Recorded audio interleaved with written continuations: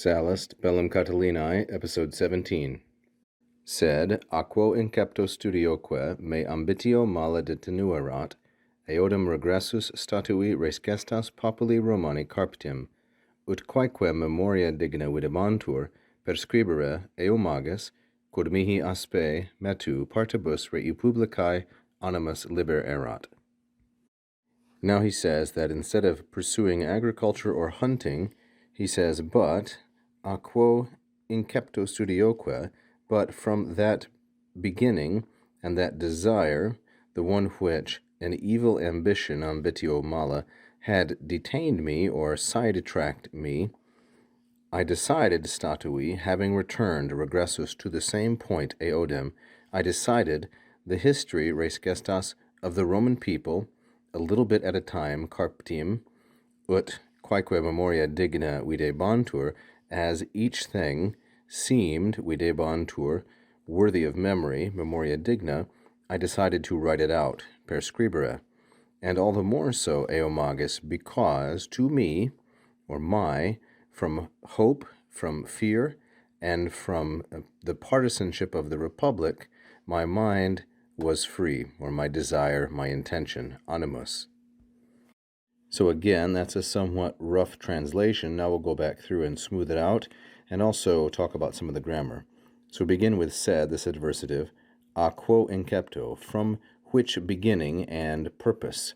And then we have the object of detenuerat, which is going to be masculine singular and accusative. It refers to Sallust. And then we have our subject, ambitio, modified by mala, and this is feminine singular and nominative. So from that begun purpose, the one which an evil ambition, ambitio mala, had held me back or sidetracked me, detenuerat, this of course is a third singular pluperfect indicative active from the second conjugation verb detineo, detenere, like so.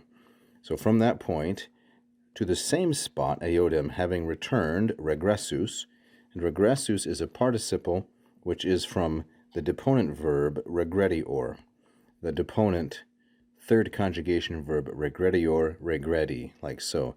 Having returned to the same point, the one from which I had departed because of evil ambition, I decided, statui. Now the object of statui is going to be the infinitive perscribere, and statui is a first singular perfect. So I decided, but before we get the infinitive, we get the infinitive's object, namely res gestas. So I decided, statui, to write out the history, res gestas, the things that had been done, the history of the Roman people, populi Romani, masculine singular, and genitive. And I decided to write it out carptim. This is an adverb. It means picking and choosing a little bit at a time, so selectively. And then we have this parenthetical, ut with the indicative, parenthetical always, as particular events, quaeque. That's the neuter plural nominative subject of videbantur, as particular events seemed digna. That's another neuter plural nominative, and they seemed worthy or deserving of commemoration, memoria, which is a feminine singular ablative of instrument, as they seemed worthy of commemoration, to write out those parts of the history of the Roman people selectively, carptim. And I did this, or I decided this, statui, all the more, eomagus, quite idiomatically, because, quod, then the subject is animus, because my mind, my heart, my soul, that's our subject in the masculine singular and nominative, and then we have the dative, mihi, the possessive dative, because my mind was free, animus erat liber. It was free, moreover, from aspe, I should say liber, it was free. Liber is a book, liber is free.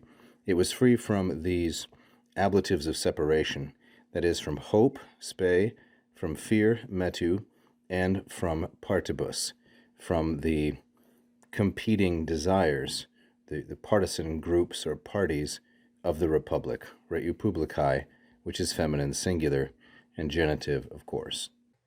Thank you for watching. If you enjoyed the lesson, please press the like button. Don't forget to subscribe and leave a comment.